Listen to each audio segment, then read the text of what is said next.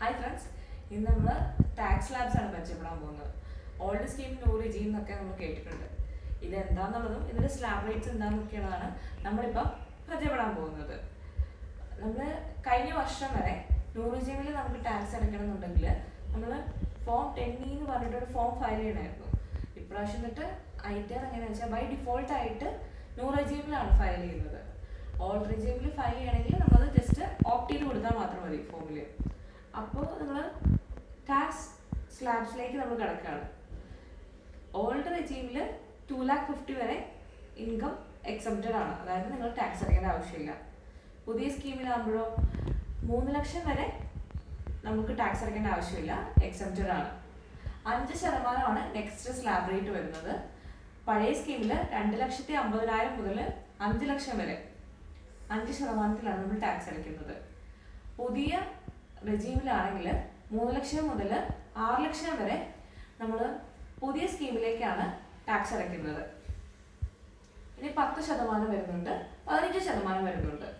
Old റെജീമിൽ 10%-നും 15%-നും slab ഒന്നുമില്ല. പുതിയ റെജീമിലാണെങ്കിൽ 6 ലക്ഷം മുതൽ 9 ലക്ഷം വരെ 10%-ലാണ് നമ്മൾ ടാക്സ് അടയ്ക്കുന്നത്. 9 ലക്ഷം മുതൽ 12 ലക്ഷം വരെ 15%-ലാണ് നമ്മൾ ടാക്സ് അടയ്ക്കുന്നത്. ഇനി 20%-ന് സ്ലാബ്, രണ്ടിന് 20%-ന്റെ സ്ലാബ് ഉണ്ട്.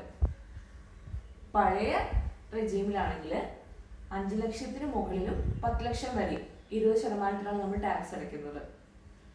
അതിപ്പം പുതിയ സ്കീം ആവുമ്പോൾ 12 ലക്ഷം തൊട്ട് 15 ലക്ഷം വരെ 12 ലക്ഷം തൊട്ട് 15 ലക്ഷം വരെ നമ്മൾ 20%-ന് അടയ്ക്കണം. ഇനി 30% എന്ന് പറഞ്ഞു കഴിഞ്ഞാൽ പഴയ സ്കീമിൽ 10 ലക്ഷത്തിന് മുകളിൽ നമ്മൾ എത്ര ഇൻകം ഓൺ ചെയ്താലും 30% ടാക്സ് അടയ്ക്കണം. പുതിയ സ്കീമിലാകുമ്പോഴോ 15 ലക്ഷത്തിന് മുകളിൽ എത്ര ഏൺ ചെയ്താലും നമ്മൾ 30% നമ്മൾ ടാക്സ് അടയ്ക്കണം. അപ്പോൾ പുതിയ സ്കീം ആർക്കൊക്കെ ആപ്ലിക്കബിൾ ആണ്, പഴയ സ്കീം ആർക്കൊക്കെ ആപ്ലിക്കബിൾ ആണ് എന്ന് നമുക്കൊന്ന് നോക്കാം. എല്ലാ ആൾക്കാർക്കും, അതിപ്പോൾ 60 വയസ്സിന് താഴെയുള്ളവരാണെങ്കിലും 60 വയസ്സിന് മുകളിലുള്ളവരാണെങ്കിലും 80 വയസ്സിന് മുകളിലുള്ളവർക്കാണെങ്കിലും എല്ലാവർക്കും ഈ സെയിം സ്ലാബ് റേറ്റ് ആണ് പുതിയ സ്കീമിൽ ആപ്ലിക്കബിൾ. പഴയ ഓൾഡ് റെജീം ആണെങ്കിലോ 2,50,000 വരെയുള്ള ബേസിക് എക്സംഷൻ 60 വയസ്സിന് താഴെ വരെയുള്ളവർക്കും, പിന്നെ 3 ലക്ഷം വരെ 60-നും 80-നും ഇടയ്ക്കുള്ളവർക്കും, 5 ലക്ഷം വരെ 80-ന് മുകളിലുള്ളവർക്കും എക്സംഷൻ ഉണ്ട്, ബേസിക് എക്സംഷൻ ഉണ്ട്. ഇത് കൂടാതെ ഇതിൻ്റെ കൂട്ടത്തിൽ സെസ്സും സർചാർജും നമുക്ക് ആപ്ലിക്കബിൾ ആവും. സെസ് എന്ന് പറയുന്നത് 4%ആണ്. പുതിയ സ്കീമിലും പഴയ സ്കീമിലും 4% തന്നെയാണ് സെസ് ആപ്ലിക്കബിൾ ആവുന്നത്. നമ്മൾ എഡ്യൂക്കേഷൻ സെസ് എന്ന് പറഞ്ഞിട്ട് നമ്മൾ കാൽക്കുലേറ്റ് ചെയ്യുന്ന ടാക്സിൻ്റെ പുറത്ത് 4% കാൽക്കുലേറ്റ് ചെയ്ത് സെസ് എന്ന പേരിൽ നമ്മൾ അടയ്ക്കണം. ഇനി സർചാർജ് വരും. സർചാർജും സെയിം ആണ്. നമ്മുടെ കാൽക്കുലേറ്റ് ചെയ്യുന്ന ടാക്സിൻ്റെ പുറത്താണ് സർചാർജ് നമ്മൾ കാൽക്കുലേറ്റ് ചെയ്യുന്നത്. 50 ലക്ഷം വരെ നമുക്ക് വരുമാനം, അതായത് പ്രോഫിറ്റോ ഇൻകമോ ഉണ്ടെങ്കിൽ നമുക്ക് സർചാർജ് ഒന്നും ആപ്ലിക്കബിൾ ആവില്ല. ഏറ്റവും കൂടുതൽ നമ്മൾ കേട്ടിട്ടുള്ള സർചാർജ് ലോട്ടറിയുടെ കാര്യത്തിലും ബാക്കിയുള്ളതിലൊക്കെയാണ്. അപ്പോൾ 50 ലക്ഷത്തിൽ കൂടുതൽ നമുക്ക് ഇൻകം ഉണ്ട്, അത് 1 കോടിയിൽ താഴെയാണ് എന്നുണ്ടെങ്കിൽ 10% നമ്മുടെ സർചാർജ് വരുന്നത്.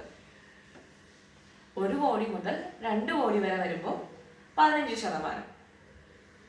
പുതിയ സ്കീമിൽ 2 കോടി മുതൽ 5 കോടി വരെ അത് 25%. അത് 5 കോടിയിൽ കൂടുതലാവുമ്പോഴോ 37%. ഇനി പഴയ സ്കീമിലാണെങ്കിൽ 2 കോടിയിൽ കൂടുതൽ എത്ര വന്നാലും നമ്മൾ 25% സർചാർജ് അടയ്ക്കേണ്ടത്.